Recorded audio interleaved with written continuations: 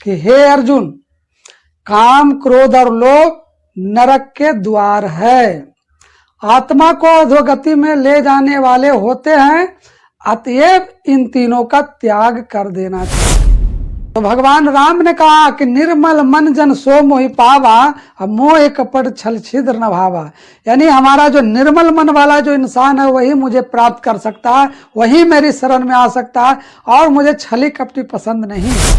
क्योंकि जो काम है, क्रोध है और लोभ है, इसी पर होम्योपैथी की सारी मेडिसिन काम कर रही है। जीव आत्मा का पतन होना ही बीमारी का कारण है। इसी जीव आत्मा को विश्व के महान होम्योपैथी वैज्ञानिक डॉक्टर हेनमन ने जीवनी शक्ति का नाम दिया है, वाइटल फोर्स का नाम दिया है। जब एक इच्छा पूरी होती है तो मनुष्य की दूसरी इच्छा खड़ा हो जाता है, दूसरी पूरी हुई, तीसरी खड़ा हो जाता है, तीसरी पूरी हुई, चौथी खड़ा हो जाता है। लेकिन जब वही इच्छा पूरी नहीं होती है तो मनुष्य क्या बन जाता है?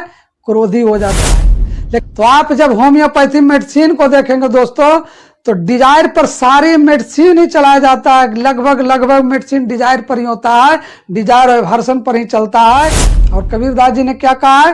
कामी क्रोधी लालची इनसे भक्ति न होय, भक्ति करे कोई सूरमा जाति बरन कुल कोई। नमस्कार दोस्तों, आज का वीडियो उन मनुष्यों के लिए है जो इस पृथ्वी पर जीते जागते नरक में रहते हैं और कल्पना स्वर्ग की करते हैं।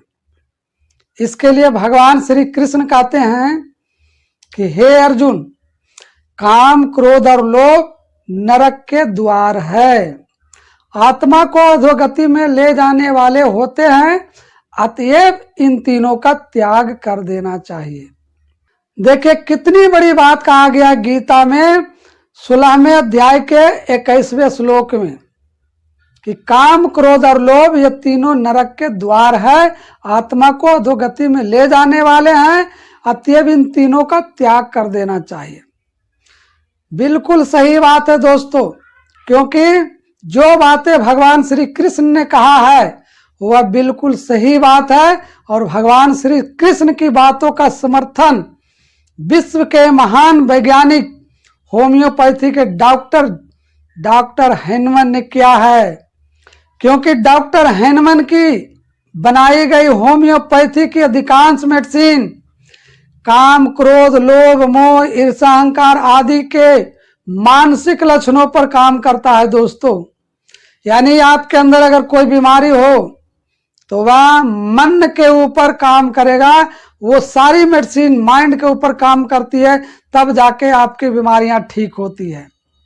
इसीलिए जिसके अंदर काम क्रोध और लोभ है वो सचमुच में जीते जागते नरक के द्वार में है, यानी वो नरकवासी है।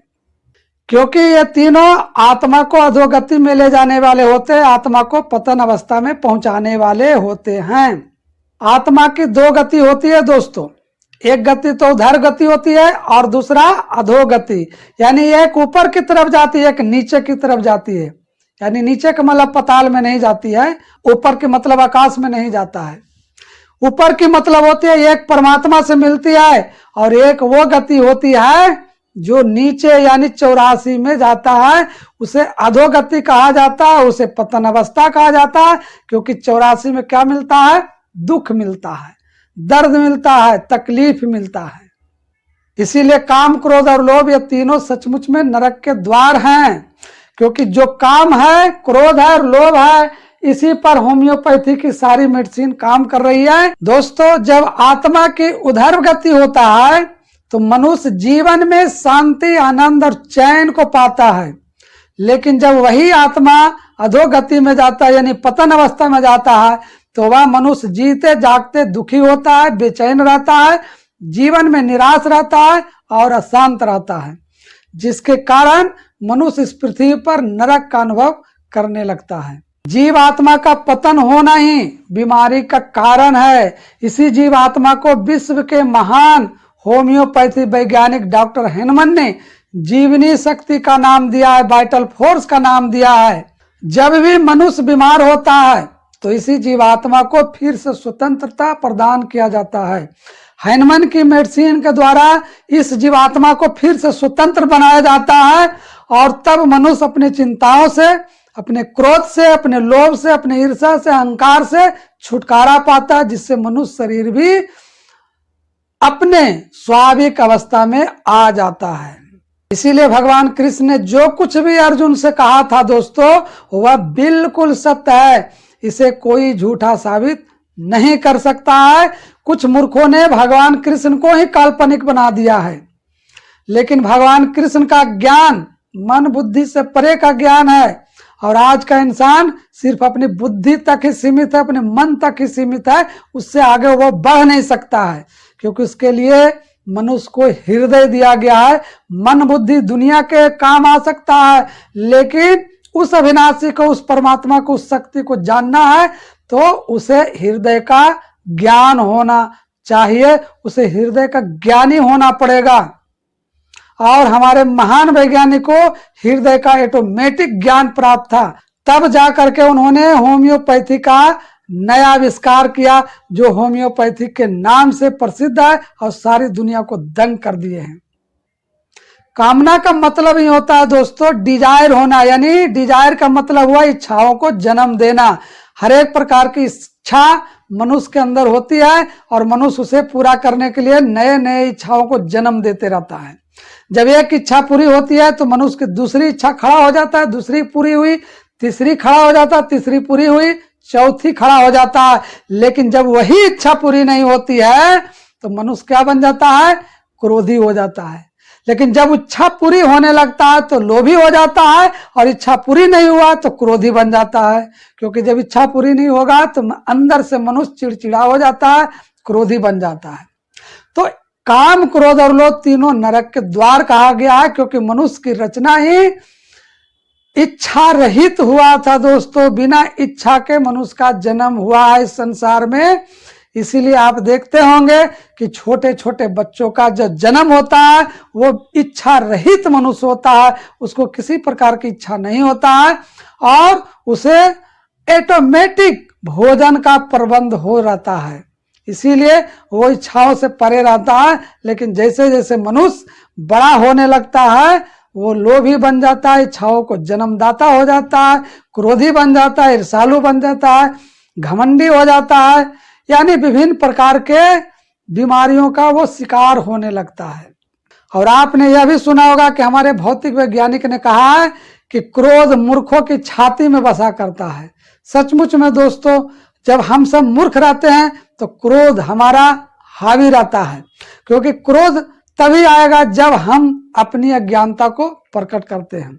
इसीलिए भगवान बुद्ध ने भी कहा है कि क्रोध पर अक्रोध के द्वारा जो विजय प्राप्त करता है वही असली विजेता होता है। तो आप जब होम्योपैथी मेडिसिन को देखेंगे दोस्तों, तो डिजायर पर सारी मेडिसिन ही चलाया जाता है, लगभग मेडिसिन डिजायर पर ही होता है, डिजायर और एवर्सन पर ही चलता है। दूसरी तरफ आप देखेंगे तो एंगर पर भी हमारी होम्योपैथी की बहुत सी मेडिसिन चलती है, और तीसरा एवेरिस यानी लोभ पर देखेंगे तो उस पर भी होम्योपैथी की बहुत सी मेडिसिन काम करता है। यानी कहने का मतलब है दोस्तों कि भगवान कृष्ण ने जो कहा है कि काम, क्रोध और लोभ ये तीनों नरक के द्वार है, ये मनुष्य को जीते जी नरक में पहुंचाने का काम करता है, ये आत्मा को अधोगति में ले जाता है और मनुष्य नरक का भोगी बन जाता है। इसीलिए भगवान कृष्ण अर्जुन को कहते हैं कि हे अर्जुन, काम, क्रोध और लोभ ये तीनों को त्याग देना चाहिए। लेकिन आज इस दुनिया के ज्ञानियों ने काम, क्रोध और लोभ को इतना प्राथमिकता दे दिया है कि आज सारा दुनिया कामी, क्रोधी और लालची हो रहा है। और कबीरदास जी ने क्या कहा है? कामी, क्रोधी, लालची इनसे भक्ति न होय, भक्ति करे कोई सूरमा, जाति वरण कुल खोय। यानी अगर ईश्वर की जो भक्ति करना चाहता है, अपने जीवन में सच्चा आनंद चाहता है, तो उसे काम, क्रोध, लोभ, मोह, ईर्ष्या, अहंकार से दूर होना पड़ेगा। तब जाके असली आप भक्ति को प्राप्त करेंगे, असली चैन को प्राप्त करेंगे, असली आप शांति को प्राप्त करेंगे।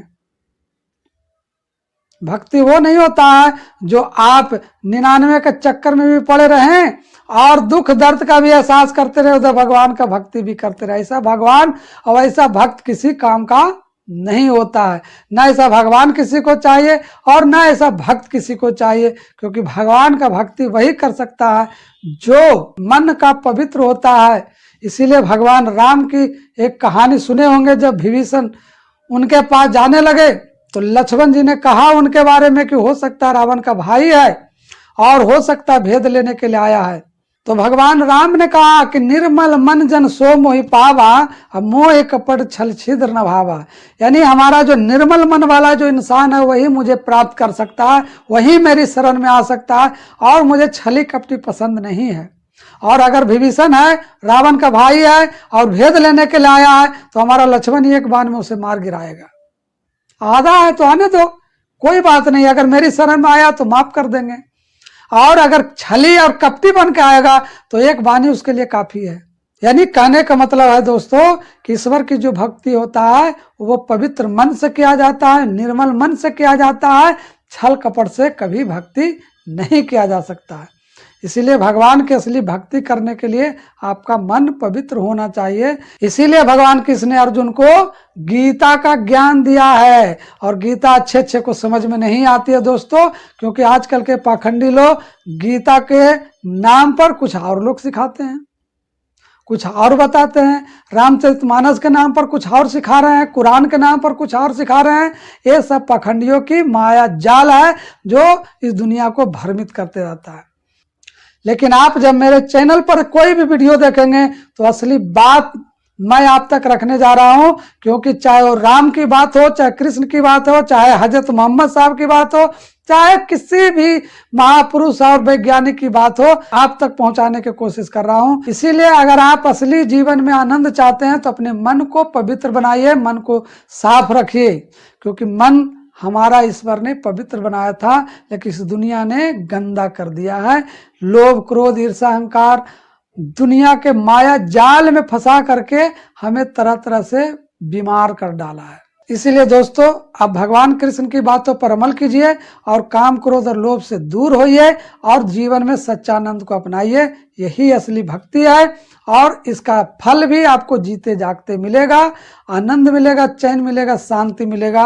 वीडियो अच्छा लगा है तो इस वीडियो को ज्यादा से ज्यादा शेयर कीजिए, वीडियो को लाइक कीजिए, और चैनल पर अगर आप नए हैं तो इस चैनल को जरूर सब्सक्राइब कर लीजिए, क्योंकि उस पर वो वीडियो बनाया जाता है जो किसी अन्य चैनल पर आपको देखने के लिए नहीं मिलेगा। धन्यवाद।